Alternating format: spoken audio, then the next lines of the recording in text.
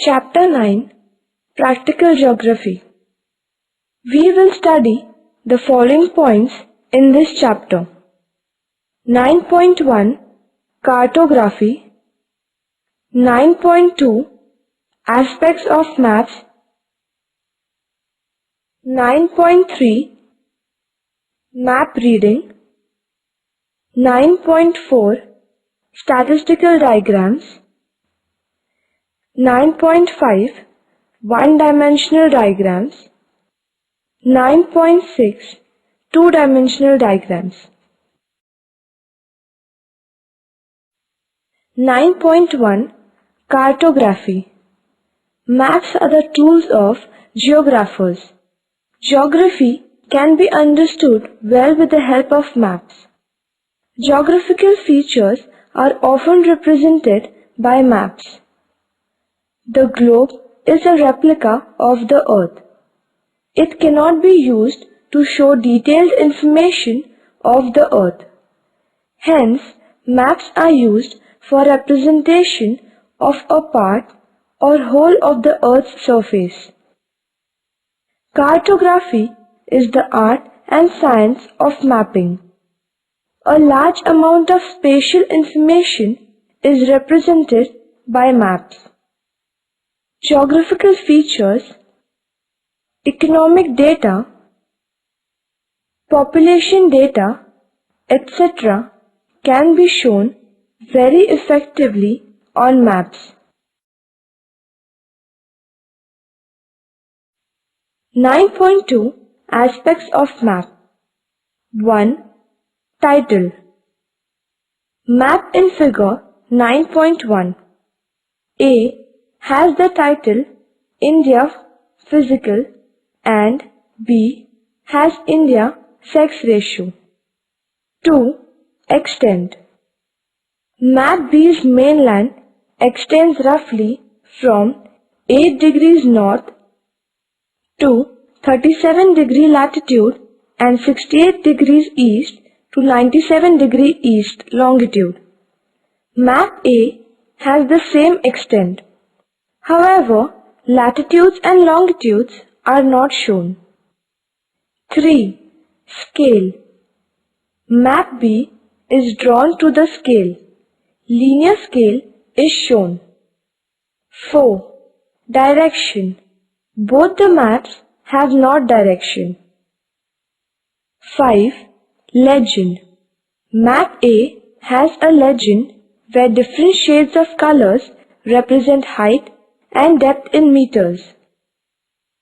Map B has different shades indicating different ranges of sex ratio in 2011 in different states. 6. Theme. Map A is a physical map of India where physical features such as mountains, plateaus, plains, rivers, lakes, etc. are shown with different colors. Map B is a thematic map mainly indicating the sex ratio in different states in India.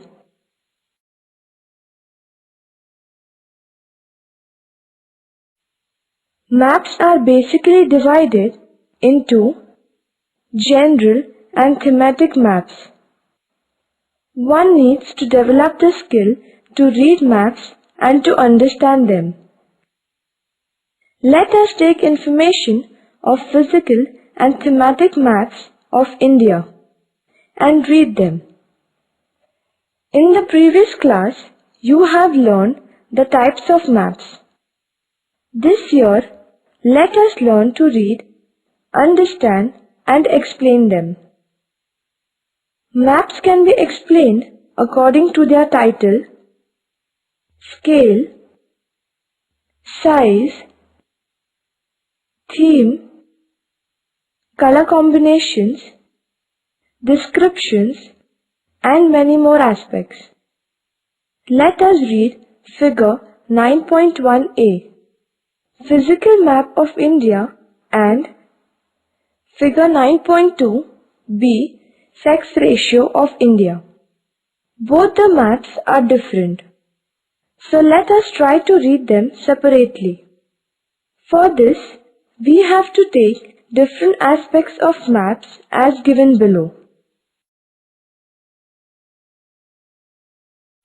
Map in figure 9.2b. It is a map of India that has a very specific theme, that is, sex ratio of each state of India in the year 2011. Different shades are used for different ranges of ratio of females per 1,000 males. Besides shades of color, actual sex ratio of each state is also given. According to this map, Kerala has the highest sex ratio of 1084, whereas Haryana state has the lowest sex ratio of 877. Union territories like Chandigarh, Delhi, Dadra, Nagar Haveli, Daman and Diu, etc. have a very low sex ratio except Puducherry, which has 1038 sex ratio. Overall, Chhattisgarh, Odisha, Andhra Pradesh, Karnataka, Goa and Tamil Nadu have higher sex ratios as compared to the northern states of Jammu and Kashmir, Punjab and Haryana, whereas the sex ratio is between 801 to 900. Uttar Pradesh, Arunachal Pradesh, Nagaland, Rajasthan, Gujarat, Madhya Pradesh and Maharashtra have a sex ratio ranging from 901 to 950. 9.3 Map. Let us explain each map separately. A. Physical map of India. To the north of India, the Himalayas with a height of more than 6,000 meters above mean sea level can be seen. There are some hill ranges to the northeast of India. The Aravalli range lies in the west of India in Rajasthan. In Madhya Pradesh, the Vindhya ranges run in a west to east direction and the Satpura range runs almost parallel to them. The Western Ghats run along the coast from north to south with offshoots like Ajanta, Satmara Hills and Balghat range. In the south, the Nilgiri Hills and the Annamalai Hills can be seen. The Eastern Ghats are found to east of the Deccan Plateau, but compared to the Western Ghats, they are not very high.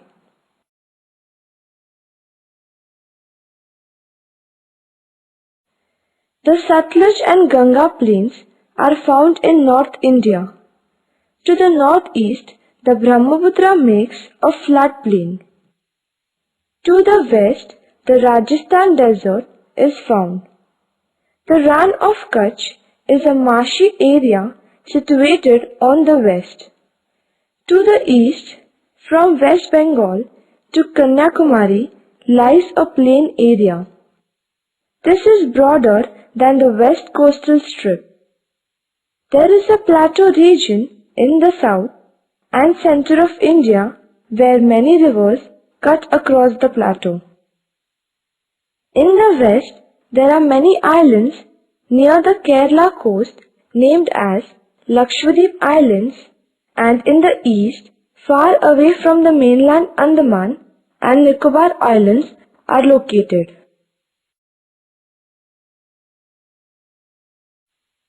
There are many river systems in India. Himalayan rivers like Beas and Satluj, etc. flow towards the west towards Pakistan. The Ganga system has Gomati, Ghagra, Gandak tributaries from the north and Yamuna and Son join the Ganga from the south. Brahmaputra flows from east to west in Assam Valley of India. Mahanadi, Godavari, Krishna, Kaveri and many other small rivers originating in the plateau region and flow in a west to east direction. Most of them make huge deltas. In the west Narmada, Tapi are the major rivers. None of them form deltas. 9.4 Statistical diagrams. Statistical diagrams represent statistical data. Everything that exists has some dimension. Things can have 1, 2, 3 or more dimensions. Length, area and volume of an object are measured with 1, 2 and 3 dimensions. A point is supposed to be a non-dimensional entity. Number of points joining together to form a line is called a one-dimensional diagram. A number of lines put together close to each other will form an area which is called a two-dimensional diagram.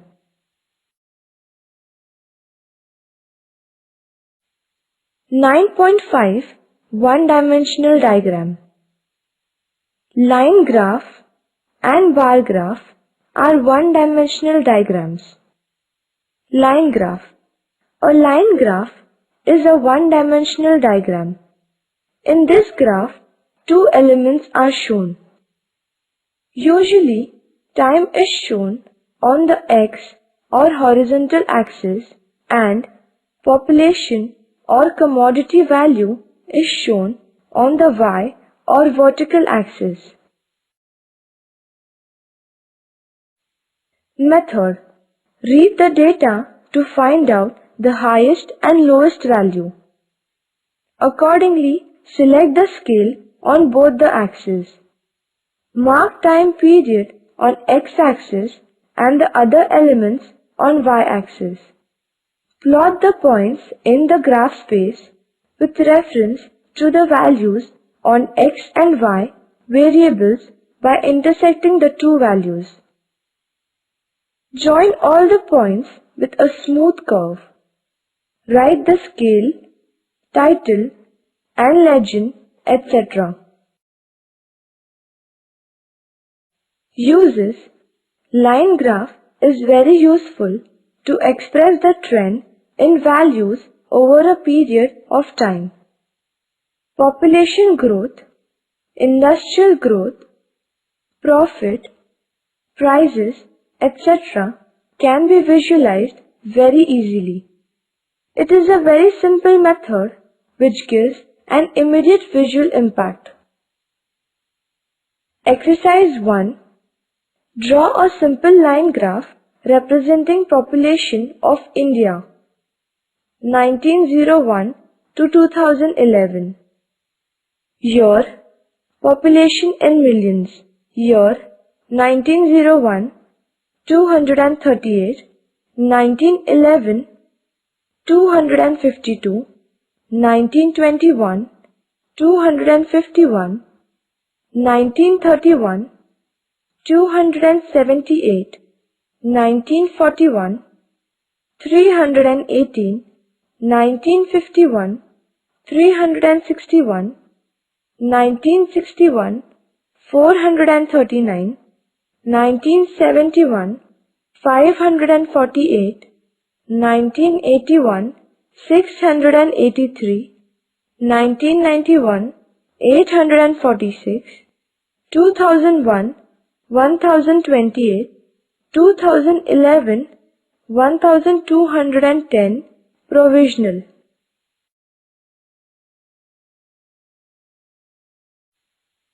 Simple bar graph. It is another one-dimensional diagram. It is also known as pillar diagram or column graph. The height of the bar is proportional to the value of an element. When the variations are small, this method is very effective. The vertical axis indicates the production of commodity, while the horizontal axis shows various regions or time period. Exercise 2. Draw a simple bar graph to represent the following data. Year, per capita income in rupees. 2000 to 2001, 17,782. 2001 to 2002, 18,885. 2002 to 2003, 20,871. 2003 to 2004, 24,095. 2004 to 2005, 27,183. 2005 to 2006, 31,080. 2006 to 2007, 35,430. 2007 to 2008, 40,141. 2008 to 2009, 44,345. Source: Key Statistics of the Indian Economy. Method: find out the highest and lowest values of data. Accordingly, select a scale, plot the points that will determine the height of bars. Draw pillars or bars up to the plotted heights. Shade these bars for better visual impact. Write title, scale, legend, etc. Uses: bar graph is very useful for comparative study of elements of various regions. Agricultural production, industrial productions, population of various regions, etc. can be shown with the help of a simple bar graph. 9.6 Two-dimensional diagrams. Circle diagram, square diagram, divided rectangle diagram and pie diagram are two-dimensional diagrams. This year we are going to study only divided rectangle and divided circles, that is pie diagram. Divided circle or pie diagram. Divided circle is also a two-dimensional diagram. Different sectors are shown in a circle.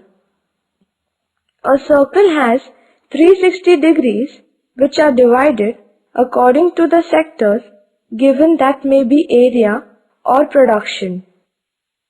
To calculate these divisions, the following formula is used. Angle of the sector is equal to sector data upon total data into 360 degrees. Method of drawing. 1. Select the size of radius. 2. Calculate the angles of sectors with the help of the given formula. 3. Draw a circle and divide it according to the angles calculated for each sector. 4. Shade the sectors. 5.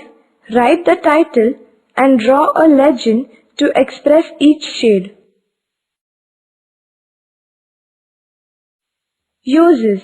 This method is very useful to show population data like male-female, workers, non-workers, age compositions, etc. Besides population figures, it is also useful for land use pattern, export-import, etc. Exercise 4. Vehicle sale in India 2009 to 2010. Types of vehicles, number of vehicles, degree. Passenger vehicles 1 crore 94 lakh 9,776, degree 57 degrees. Commercial vehicles 53 lakh 1,395, 16 degree. 3 vehicles 44 lakh 368, 13 degrees.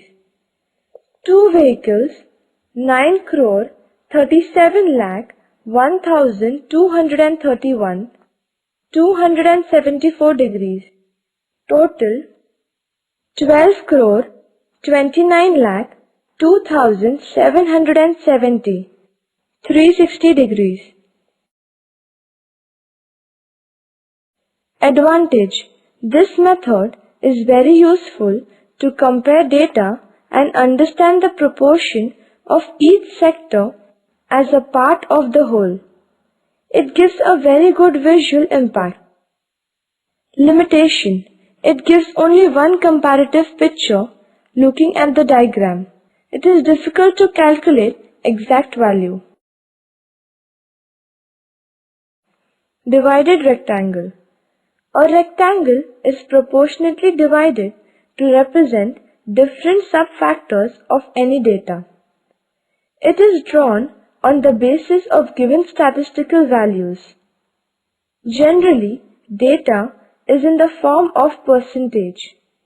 If they are not in percentage form, they should be converted into percentage. The total area of the rectangle is considered as 100% and it is divided according to the percentage of each sub-factor. Since each subunit which is shown in the rectangle has a separate identity, each one can be shaded differently and a legend can be given to understand it easily.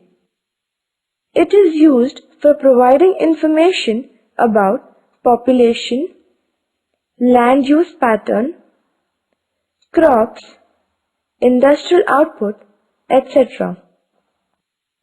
Exercise 3. Agricultural production. Kharif in million tons, 2010 to 2011. Crops, 2010 to 2011 in percentage. Rice, 95.98, 43%. Coarse cereals, 43.68, 20%. Pulses, 18.24, 0.8%. Soil seeds, 32.48, 14%. Cotton, 33, 15%. Total, 223.38, that is 100%. Method: convert the given data into percentage. Decide the scale and the length of rectangle as per the size of the page. Mark the different units as per the scale. Shade the different units.